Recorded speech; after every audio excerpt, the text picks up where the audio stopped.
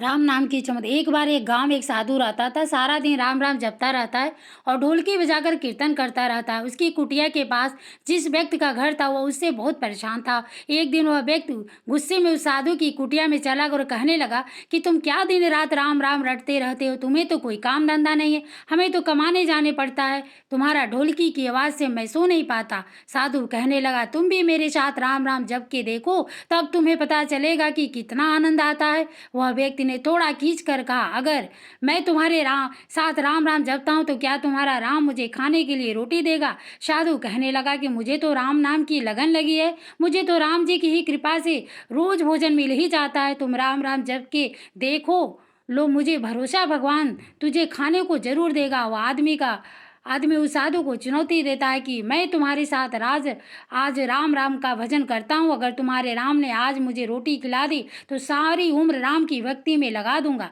अगर नहीं खिलाई तो तुम ढोलकी बजाना बंद कर दो।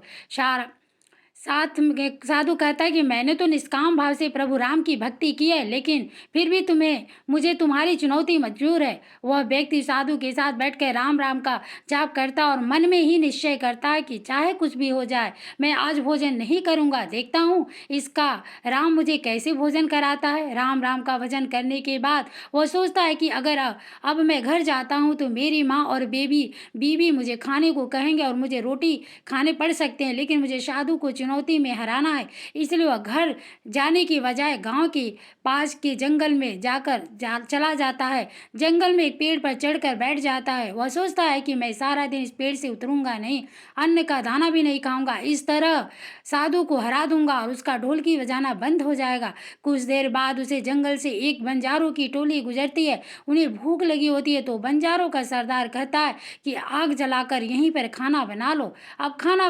खाकर ही आगे बढ़ेंगे। खाना बनकर तैयार हो जाता है। बंजारा खाने खाने ही वाले होते हैं कि इतनी देर में बंजारों को सूचना मिलती है कि पीछे से डाकू आ रहे हैं। तो बंजारों का सरदार कहता है कि हमें यहाँ से चले जाना चाहिए, डाकू हमारा सब कुछ लूट सकते हैं। वे बंजारे खाना वहीं पर छोड़कर चले जाते हैं। वो आदमी पेड़ पर चढ़ा सब कुछ देख रहा था। कुछ समय बाद डाकू वहाँ पहुँच जाते हैं। भोजन की देखकर डाकू कहते हैं कि खुशबू तो बहुत अच्छी आ रही है, लेकिन यह भोजन किसने फिर बनाया? बनाने के बाद खाया क्यों नहीं? कहीं किसी की चाल तो नहीं हमें फंसाने की? हो सकता है इस भोजन में जहर हो। उसी समय डाकू के सरदार की नज़र उस व्यक्ति पर पड़ी। वह उसे नीचे आने का आदेश देता। डाकू उस व्यक्ति से पूछा है, हमें मारने के लिए क्या भोजन तुमने बनाया है? वह बेचारा मिन्नतें करता रहा कि मैंने यह भोजन नहीं बनाया, इसमें जहर नहीं है, यह भोजन बंजारों ने बनाया। आपके आने की खबर सुनकर वह यहाँ से भाग गए, लेकिन डाकुओं के आगे उसकी एक नहीं चली। डाकू से कहते हैं कि अब तुम्हें यह भोजन खाकर दिखाना पड़ेगा, क्योंकि हमें लगता है कि तुमने यह भोजन बनाया है और इसमें जहर मिलाया है। अब तुम ही सबसे पहले यह भोजन खाओगे।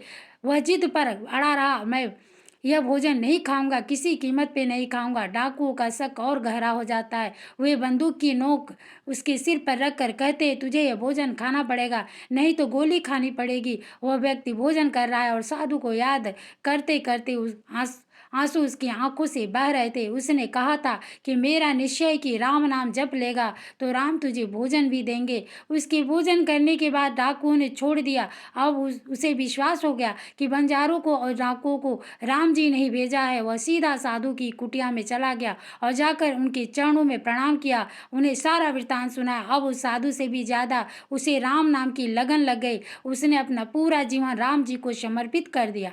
जय श्री राम। दोस्तों वीडियो को लाइक करिए और सब्सक्राइब करिए।